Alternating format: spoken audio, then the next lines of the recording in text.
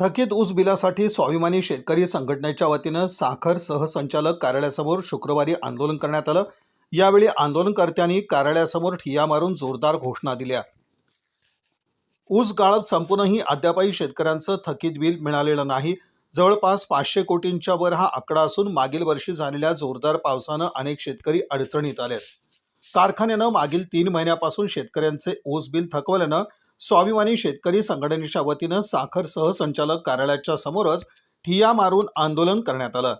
यावेळेस आंदोलनकर्त्यांनी शासनाच्या विरोधात जोरदार घोषणा दिल्या। स्वाभिमानी शेतकरी संघटनेचा ऊसाची थकीत बिले मिळालीच पाहिजे। कोण म्हणतोय ते येत नाही, घेतल्याशिवाय राहत नाही। कोणता म्हणतोय ते येत नाही, घेतल्याशिवाय राहत नाही। ऊस आमच्या हक्काचा नाही, कुणाच्या बापाचा। ऊस आमच्या हक्काचा नाही, कुणाच्या बापाचा। या ऊसाची बिले थकवणाऱ्या कारखानदारांचं करायचं काय? खाली मुंडं वर पाय। ऊसाची बिले थकवणाऱ्या कारखानदारांचं करायचं काय? खाली मुंडं वर पाय। या काम चुकार अधिकाऱ्यांचं करायचं काय? खाली मुंडं वर पाय। या काम चुकार अधिकाऱ्यांचं करायचं काय? खाली मुंडं वर पाय। शेतकरी तुटीचा विजय असो, शेतकरी तुटीचा विजय असो।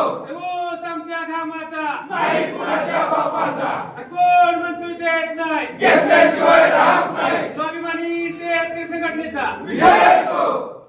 कारवाई करण्याचे अधिकारी कार्यालयाला आहेत, मात्र कारवाई कार्यालय करत नसं दिसतंय। सील तोडून कारखाने चालू होतात, काय भूमिका आहे शेतकरी संघटनेची? आम्ही स्वाभिमानी शेतकरी संघटनेच्या माध्यमातून आदरणीय राजू शेट्टी साहेब असतील, आमचे जिल्हाध्यक्ष विजू रणदिवे असतील, यांच्या नेतृत्वाखाली आज आम्ही या ठिकाणी साखर संचालक आष्टेकर साहेबांच्या ऑफिस खाली आम्ही आंदोलन करतोय। संघटनेच्या वतीने सोमवारी निवेदन दिले। त्या आष्टेकर साहेब आज आम्ही शेतकऱ्यांसोबत माळशिरस, बार्शी, सोलापूर, पंढरपूर मधून या ठिकाणी उपस्थित राहिलो। तुळजापूर मधून सुद्धा या ठिकाणी शेतकरी आले, परंतु हे अधिकारी आले नाहीत। माझी फडणवीस सरकारला विनंती आहे, तुम्ही शेतकऱ्याच्या अजून आत्महत्या, अजून ह्या ऊस बिलातून किती घेणार आहे? किती शेतकऱ्यांचं रक्त शोषणार आहे? किती हे अधिकारी मजबूर या ठिकाणी टाकलेले आहेत की आंदोलन असताना सुद्धा शेतकऱ्यासोबत चर्चा करायला येत नाहीत।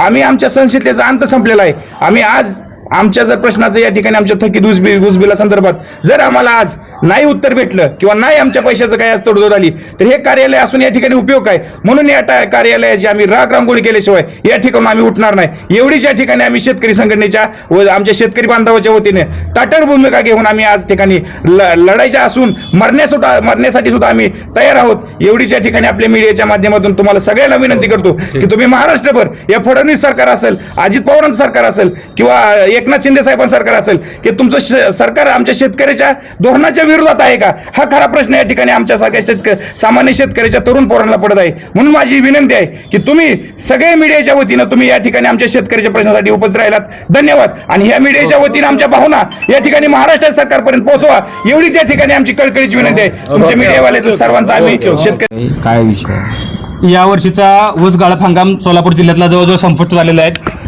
काही कारखान्यांचा अंतिम टप्प्यात आहे। आज फेब्रुवारी अखेर जवळजवळ 500 कोटीपेक्षा जास्त ऊसाची थकबाकी या ठिकाणी थकलेली आहे। खरं तर यावर्षी अतिवृष्टी झाली, महापूर आला, त्यामुळे शेतकरी भयंकर अडचणीत होते, आर्थिक अडचणीत आहेत। वर्षभर घाम गाळून पिकवलेलं एकमेव ऊसाचं पीक शेतकऱ्याच्या हातात आलं होतं। त्या ऊसाच्या घामाचं दाम मिळवण्यासाठी शेतकऱ्यांना आज संघर्ष करावा लागतोय।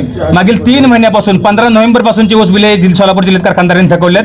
खरं तर यावर्षी जिल्हा परिषद निवडणुका होत्या। या निवडणुकीमध्ये अनेक साखर कारखानदार किंवा कारखानदारांचे घरातील कुटुंबातील व्यक्ती या निवडणूक लढवत होत्या, त्यामुळे आम्हाला वाटलं यावर्षीच्या निवडणुकीमुळे कारखानदार सहजासहजी आम्हाला ऊस बिले जमा करतील, आंदोलन करण्याची वेळ येणार नाही।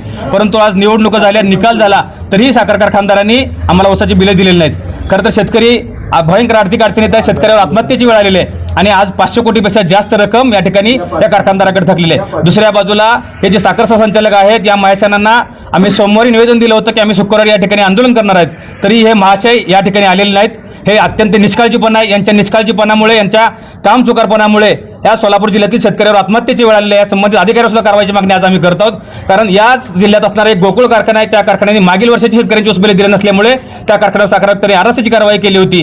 महसूल विभागाने त्याला सील केलं होतं, तर सील केलं असताना सुद्धा त्या कारखानदारांनी तिचं सील तोडून त्या ठिकाणी यावर्षी गाळप केले। जवळजवळ 2-2.5 लाख टनापेक्षा जास्त गाळप करून या जिल्ह्यातील शेतकऱ्यांना त्या ठिकाणी 2-2.5 लाख टनाचा पैसा जर काढला तर जवळजवळ 50-60 कोटी रुपये त्या ठिकाणी बिल त्याचं थकलेलं आहे। आणि या सर्वसामान्य शेतकऱ्याच्या या नुकसानीला जबाबदार कोण? तर हे जे अधिकारी आहेत ज्यांनी त्यांच्यावर कारवाई करायला पाहिजे होती ते अधिकारीच असे वेळेवर या ठिकाणी येत नाहीत। हे कार्यालय असून अडचण नसून कळंबा फक्त आम्हाला दाखवण्यासाठी कार्यालय या ठिकाणी, फक्त शेतकऱ्यांसाठी नाही तर या कार्यालयामधून फक्त कारखानदारांच्या सोयीसाठी हे कारखानदार कार्यालय या ठिकाणी झाले का? कारखानदारांना पुण्याला जाऊन परवानगी आणण्यापेक्षा या ठिकाणी त्यांच्या कार्यालय देता येतील म्हणून हे कार्यालय का? या ठिकाणून सर्वसामान्य शेतकऱ्यांना न्याय मिळायला पाहिजे होता, पण तो मिळत नाही. आज आम्हाला जोपर्यंत या शेतकऱ्यांचे संपूर्ण ऊस बिले जमा करतात, कारखानदार जमा करणार नाहीत किंवा या अधिकारी या कारखानदारावर कारवाई करणार नाहीत आणि ह्या अधिकाऱ्यावर सुद्धा कारवाई करण्याची आम्ही साखर कारखान्याने मागणी करणार आहे. जोपर्यंत त्यांच्यावर कारवाई होणार नाही तोपर्यंत आम्ही या ठिकाणी उठणार नाही, ही भूमिका आम्ही या ठिकाणी घेतलेली आहे. या अध्यक्ष